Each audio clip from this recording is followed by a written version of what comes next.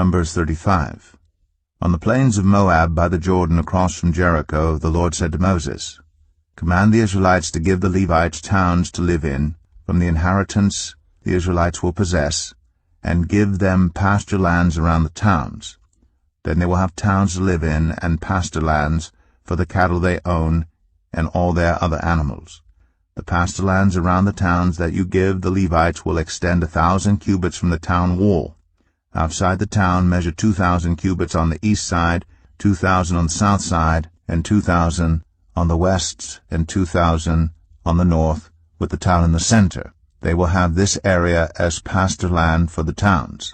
6 of the towns you give the Levites will be cities of refuge, to which a person who has killed someone may flee. In addition, give them 42 other towns. In all you must give the Levites 48 towns, together with their pasture lands. The towns you give the Levites from the land the Israelites possess are to be given in proportion to the inheritance of each tribe. Take many towns from a tribe that has many, but few from one that has few." Then the Lord said to Moses, "Speak to the Israelites and say to them, when you cross the Jordan to Canaan, select some towns to be your cities of refuge, to which a person who has killed someone accidentally may flee. They will be places of refuge from the avenger, so that anyone accused of murder may not die before they stand trial before the assembly. These 6 towns you give will be your cities of refuge. Give 3 on this side of the Jordan, and 3 in Canaan as cities of refuge. These 6 towns will be a place of refuge for Israelites and for foreigners residing among them, so that anyone who has killed another accidentally can flee there. If anyone strikes someone a fatal blow with an iron object, that person is a murderer. The murderer is to be put to death. Or if anyone is holding a stone and strikes someone a fatal blow with it, that person is a murderer. The murderer is to be put to death. Or if anyone is holding a wooden object and strikes someone a fatal blow with it, that person is a murderer. The murderer is to be put to death. The avenger of blood shall put the murderer to death. When the avenger comes upon the murderer, the avenger shall put the murderer to death.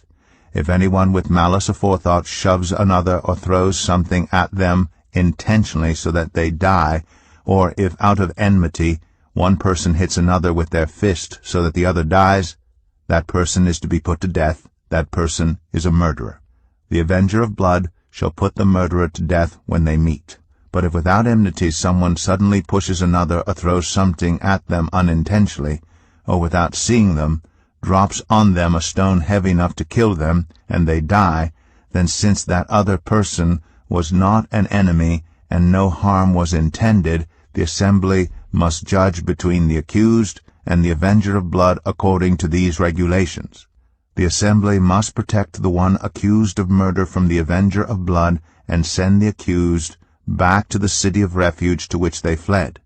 The accused must stay there until the death of the high priest, who was anointed with the holy oil.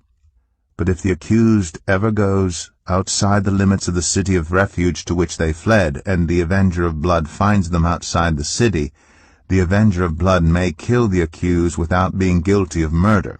The accused must stay in the city of refuge until the death of the high priest. Only after the death of the high priest may they return to their own property. This is to have the force of law for you throughout the generations to come, wherever you live. Anyone who kills a person is to be put to death as a murderer only on the testimony of witnesses, but no one is to be put to death on the testimony of only one witness. Do not accept a ransom for the life of a murderer who deserves to die. They are to be put to death. Do not accept a ransom for anyone who has fled to a city of refuge, and so allow them to go back and live on their own land before the death of the high priest. Do not pollute the land where you are. Bloodshed pollutes the land. An atonement cannot be made for the land on which blood has been shed, except by the blood of the one who shed it. Do not defile the land where you live and where I dwell, for I, the Lord, dwell among the Israelites. Numbers 36. The family heads of the clan of Gilead, son of Machir, the son of Manasseh, who were from the clans of the descendants of Joseph, came and spoke before Moses and the leaders, the heads of the Israelite families. They said, When the Lord commanded my Lord to give the land as an inheritance to the Israelites by lot, he ordered you to give the inheritance of our brother Zelophehad to his daughters. Now suppose they marry men from other Israelite tribes. Then their inheritance will be taken from our ancestral inheritance and added to that of the tribe they marry into. And so part of the inheritance allotted to us will be taken away.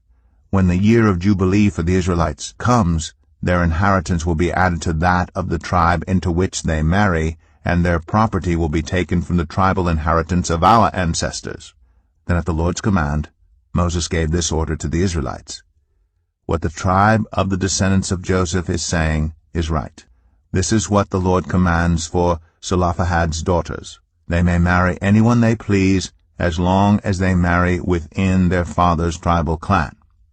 No inheritance in Israel is to pass from one tribe to another, for every Israelite shall keep the tribal inheritance of their ancestors.